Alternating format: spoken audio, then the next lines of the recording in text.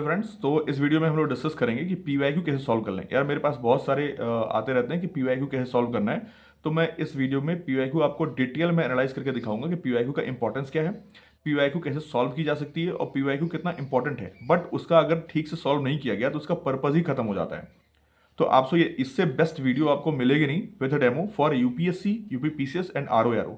सो मैं आपको एक एक मोटा मोटा कुछ दे दूं, आपको डेटा दे देता हूं कि अराउंड 15 से 20 क्वेश्चंस ऐसे होते हैं जो यूपीएससी में रिपीट आते हैं।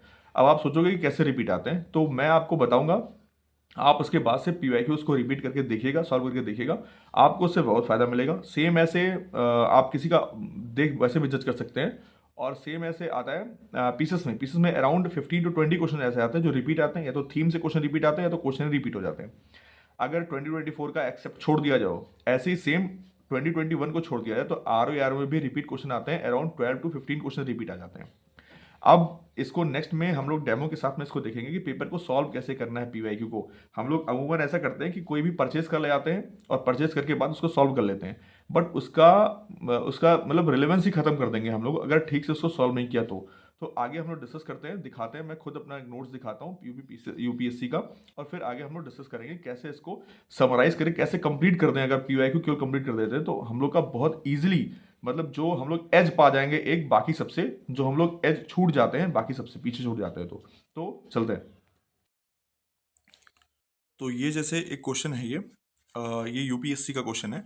तो यूपीएससी क्वेश्चन में देखेंगे 95 यानी कि 2010 का पेपर है ये, जो मैंने सॉल्व कर रखा है।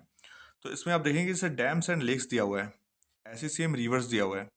अब इसमें डैम्स और लेक में देखें गोविंद सागर, कोलेरू, और ये मिलाने को क्या दिया है, मिलाने को दिया है इसका रिवर्स मिलाने को दिए हुए हैं। तो अब इसमें पूछा है what is the pair not connected है। तो नॉट वाले में से जो भी आप इसमें से आंसर एक लगा दें। फॉर एग्जांपल कोई भी एग्जांपल ले लीजिए, कुछ भी, जैसे वूलर का ले लीजिए, कुछ भी कोई एग्जांपल एक ले लीजिए मान लीजिए। तो आपने इसका आंसर बता दिया, ये हो गया पेपर प्रीवियस से पेपर सॉल्व करने का तरीका। बट मैं इस पे पेपर सॉल्व कैसे करता हूँ मैं आपको वो दिखाता हूँ। सेम ऐसे नेक्स्ट क्वेश्चन देख लेते हैं, उसके बाद साथ में इसका देखते हैं कैसे हमने ये पेपर पीवाईक्यू कैसे सॉल्व किया हुआ है। ये नेक्स्ट क्वेश्चन है कि वो पूछ रहा है कि जोग्राफिकल रीजन में कौन सा, मतलब कैरेक्टरिस्टिक्स पूछ रहा है। कैरेक्टरिस्टिक्स में जैसे वार्म एंड ड्राई डिस्वस mild and evergreen oak trees किस में पाए जाते हैं। वो पूछ रहा है कि डिस्टिंक्ट कैरेक्टरिस्टिक्स कौन से रीजन के हैं, यानी कि मेडिटेरेनियन, ईस्ट चाइना सी, सेंट्रल एशियन, या फिर अंटार्कटिक कोस्ट, नॉर्थ अमेरिकन में। तो ये हो गया। अब इसमें क्या है, मान लीजिए कि कोई एक आंसर है, जैसे मान लीजिए for example Mediterranean sea, Mediterranean का ऑप्शन है, ये जितने भी ऊपर बताए गए हैं ये मेडिटेरेनियन का है, या ईस्ट चाइना, जिसका भी है। बट इसको पीवाईक्यू में सॉल्व करते हुए मैंने कैसे सॉल्व किया है वो मैं आपको दिखाता हूँ, और बहुत ही इंपॉर्टेंट है, वो देख लेना। मैंने इसमें क्या किया हुआ है आप देखेंगे। तो इसमें जैसे कोलेरू लेक के बारे में पूछा हुआ था उसमें, तो कोलेरू लेक के बारे में ही खाली नहीं लिखा मैंने। मैंने फिर गोविंद सागर के बारे में भी डिटेल लिखा हुआ है कि मैन मेड रिजर्वायर है ये कहाँ पर है, इसका रिसोर्स क्या है। बस उसमें केवल पूछा था कि रिवर कौन सी है। जैसे उकोई रिजर्वायर है, उकोई रिजर्वायर में फिर जितने भी चीज़ें हैं ना, मैंने उसके तापी रिवर ही केवल नहीं मैंने लिखा है, फिर बाकी चीज़ें में मैंने डिटेल में लिखा हुआ है। ऐसे मान लीजिए वूलर लेक है, तो वूलर लेक के बारे में केवल मैंने कौन से रिवर यानी कि झेलम रिवर ही नहीं लिखा, मैंने लिखा लार्जेस्ट फ्रेश वाटर लेक है इन इंडिया में, एंटायर सब कॉन्टिनेंट में। इसमें जो भी कुछ है, इसमें जम्मू एंड कश्मीर में रिलेटेड है, ये सब मैंने डिटेल में लिखा हुआ है। सेम ऐसे जो जैसे मान लीजिए मेडिटेरियन सी के बारे में उसमें लिखा हुआ था, तो केवल मेडिटेरियन के बारे में नहीं लिखा मैंने डिटेल में। मेडिटेरियन के क्लाइमेट नहीं लिखा हुआ है कि कूल एंड वेट विंटर है, मलबरी वगैरह जो भी कुछ है इसके बारे में डिटेल लिखा ही। बट मैंने सेंट्रल एशिया के बारे में भी डिटेल लिखा कि हॉट एंड समर लगेगा, कूल एंड, ऐसे ही सेम चाइना के बारे में भी मैंने लिखा हुआ है कि माइल्ड एंड दिस रहेगा। तो मेरे कहने का मतलब यही है कि आप केवल वो ऑप्शन सही नहीं मारेंगे, वो ऑप्शन ही केवल डिटेल में नहीं डिस्कस करेंगे, आप डिस्कस करेंगे उसका पूरा फोर के चारों ऑप्शन डिस्कस करेंगे, और साथ में वो थीम डिस्कस करेंगे। थीम का मतलब मैं फिर बता दे रहा हूँ आपको। जैसे इसमें जो पूछा हुआ है ना, इसमें वाले में, तो इसमें जैसे मान लीजिए कि पूछा हुआ है लेक्स के बारे में, तो लेक्स थीम है, वो थीम बन गया आपका। ठीक है, वो थीम देखेंगे आप। सेम ऐसे जैसे इसमें पूछा हुआ है ना मेडिटेरेनियन वाला, सेंट्रल एशिया, तो इसमें क्या बन गया आपका, आपका थीम क्या है, आपका थीम है क्लाइमेट, क्लाइमेटोलॉजी। क्लाइमेटोलॉजी को आप पढ़ेंगे तो आपको ये थीम कवर होगा, मेडिटेरियन और सेंट्रल एशियन वाला थीम कवर हो जाएगा।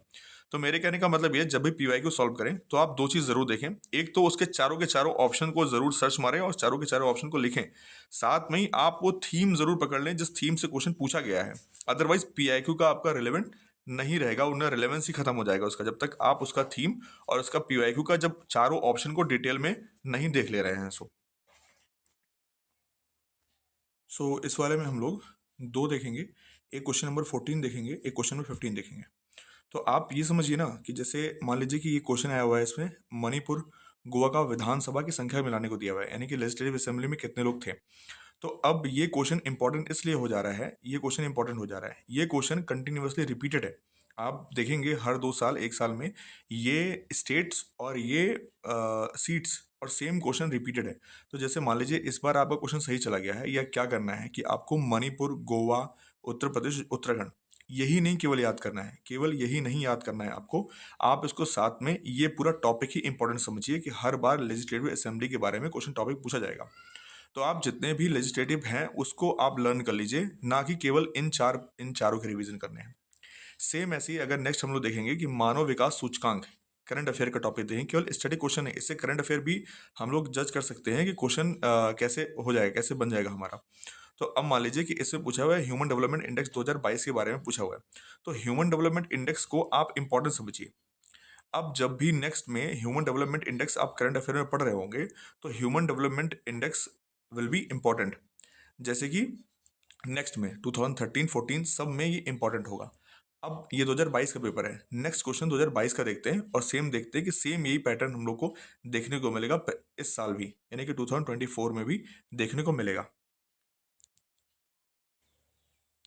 इस वाले में भी दो क्वेश्चन हम लोग देखेंगे। इसमें जैसे कि एक है 37 क्वेश्चन, एक है 38 वाला क्वेश्चन। आप इसमें ज़रा देखिए गौर से, क्या ये क्वेश्चन में से दो ऑप्शन 2024 में नहीं आए थे? एक केशवानंद भारती केस, एक गोलकनाथ वाला पंजाब केस। तो आप देखेंगे 22 का क्वेश्चन है, बट इसमें केशवानंद भारती केस और गोलकनाथ बनाम पंजाब राज केस ये रिपीटेड क्वेश्चन है। तो आप पीवाईक्यू में से ना 2024 में भी क्वेश्चन देख सकते हैं। अब आप इसमें ये कहें कि डिट्टो क्वेश्चन रिपीट नहीं हुआ है, तो मैं यही बताना चाह रहा हूँ आपसे कि डिट्टो क्वेश्चन रिपीट नहीं होता है। इसमें दो चीज़ हम लोग को देखना होता है। एक ये कि इसमें से कौन सा ऑप्शन है, ऑप्शन वाले कौन से इंपॉर्टेंट है, ऑप्शन चेक करना है हमको, और थीम चेक करने हैं। थीम इन द सेंस यानी कि क्या होता है, जैसे कि मान लीजिए गदर पार्टी दिया हुआ है, चिटगंग वाला दिया हुआ है, ऐसे ही इंडियन इंडिपेंडेंट कमेटी बर्लिन दिया हुआ है और सेंट्रल असेंबली बॉम्ब केस दिया हुआ है। इसका मतलब ये है कि जो रेवोल्यूशनरी वाला है ना टॉपिक, रेवोल्यूशनरी वाला जिसको हम लोग कम इंपॉर्टेंस देते हैं हिस्ट्री में, तो वो मॉडर्न हिस्ट्री में रेवोल्यूशनरी वाले में क्वेश्चन इंपॉर्टेंट है, उसको ऐसे मिलाने को देगा।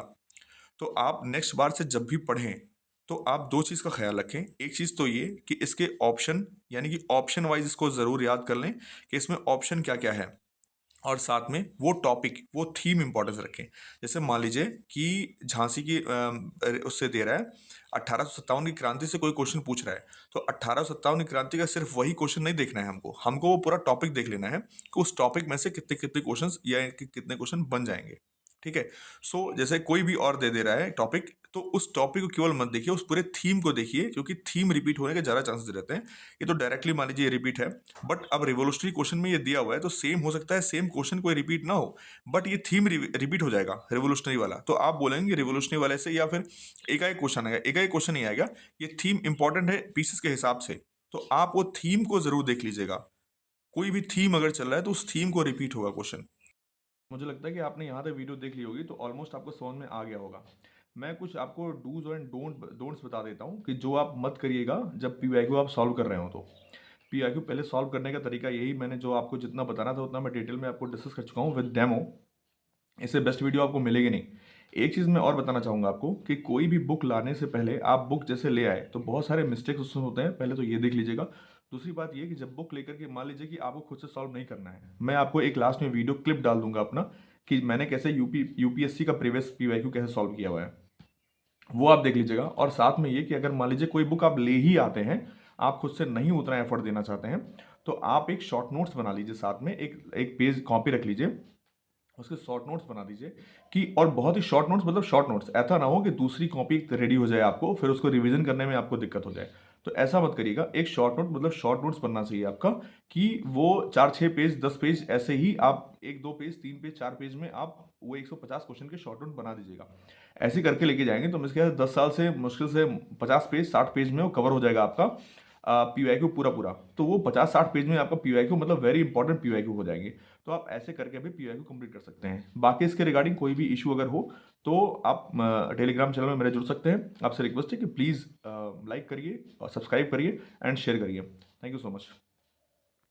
एग्जाम्पल ये मेरा नोट्स है जिसमें से इधर मैंने प्रिंट आउट कराया हुआ है, तो एक साइड में मैंने प्रिंट आउट करवा लिया है, जैसे ये पेपर है, एक साइड में मैंने प्रिंट आउट करा लिया है और एक साइड में मैंने इसका नोट्स बनाया हुआ है। तो जिसमें जिसके भी ऑप्शन यहाँ पे हैं दिए हुए हैं उसका मैंने इधर नोट्स बना लिया है।